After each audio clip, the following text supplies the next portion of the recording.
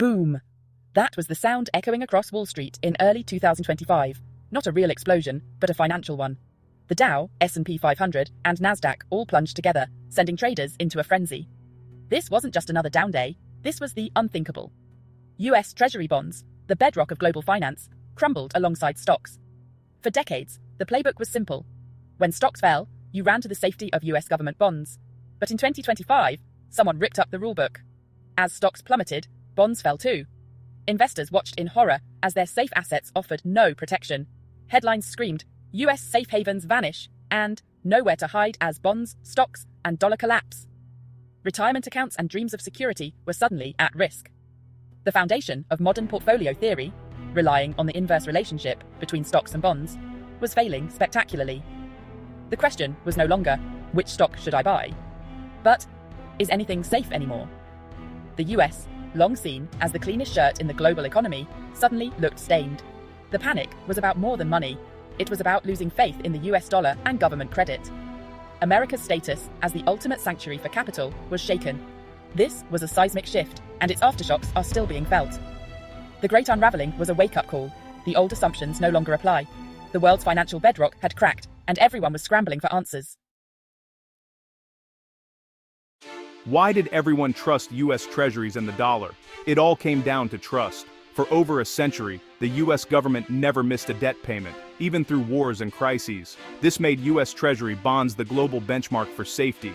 If you owned a treasury, you were guaranteed your money back plus interest. The US dollar's role as the world's reserve currency was just as crucial.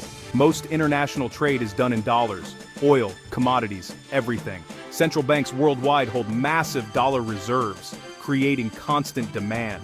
In a crisis, everyone wanted dollars. They were liquid and accepted everywhere. This trust created a powerful feedback loop. The world bought US bonds and needed US dollars. During turmoil, money flooded into the US, pushing up bond prices and strengthening the dollar. US Treasuries became the ultimate insurance policy. Safe haven meant more than not losing money. It meant gaining value when everything else fell. For generations, this relationship held true, almost like a law of physics and finance. The US was the port in any storm, the financial bedrock for global investors. But in 2025, that law was broken for all to see. The world's trust in US assets was shaken, and the old safe haven status was gone. Investors realized that even the safest assets could fail. The financial world had to rethink what safe really meant. The era of unquestioned US dominance was over.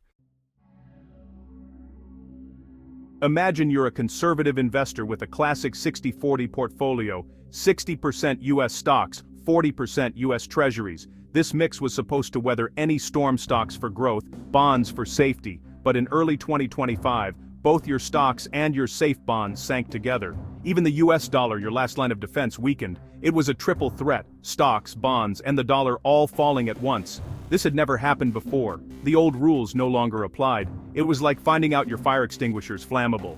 Diversification failed because everything was tied to one bet: US stability. Investors who thought they were protected realized they weren't. The psychological impact was huge. It shattered confidence in US assets. The market's message was clear: the rules have changed. The old playbook of buying US bonds to hedge stocks was no longer a guaranteed winner. This wasn't a temporary blip, it was a structural break. Everyone, from pension funds to retail investors, had to rethink what safe meant. The core belief in US assets as a refuge was fundamentally challenged. Investors were left exposed, with nowhere to hide. The definition of a safe investment had changed overnight. The world was forced to look beyond America for protection. What sparked the meltdown? Aggressive new tariffs from Washington in late 2024 and early 2025. The US slapped tariffs on rivals and allies alike, launching a full-blown trade war. The goal was to protect American industries, but it backfired, rattling global markets and raising prices for US consumers. Inflation fears surged as imported goods got more expensive, but the bigger impact was on trust. The US, once the champion of free trade, suddenly looked unpredictable. Foreign investors began to question holding so many US assets. If the US could weaponize trade, what else might it do? The foundation of US safe haven status, political stability, and predictable policy started to crack. The world saw the US as a source of instability, not safety. Money began looking for the exit. The era of unquestioned trust in U.S. assets was over. The most shocking part? U.S. Treasuries, the ultimate safe asset, fell alongside stocks. In every past crisis, people bought treasuries. In 2025, they sold them. Why?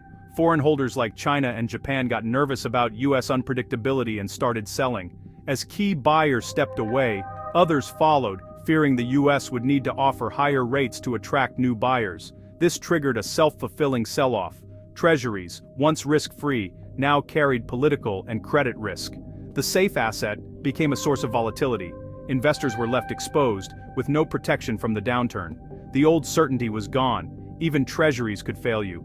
Portfolio management was turned on its head. The risk-free asset was no longer risk-free. The financial world had to adapt fast. In the chaos, all eyes turned to Fed Chair Jerome Powell. In past crises, the Fed would cut rates and rescue the markets. But this time, Powell's message was grim. The Fed's hands were tied by inflation. The new tariffs were driving prices up, making aggressive rate cuts too risky. Cutting rates could unleash runaway inflation. The Fed put, the belief the central bank would always step in, was gone. Investors realized there was no safety net. The Fed was caught between fighting inflation and preventing a deeper crisis. Powell's stance added fuel to the fire, removing a key support for bond prices.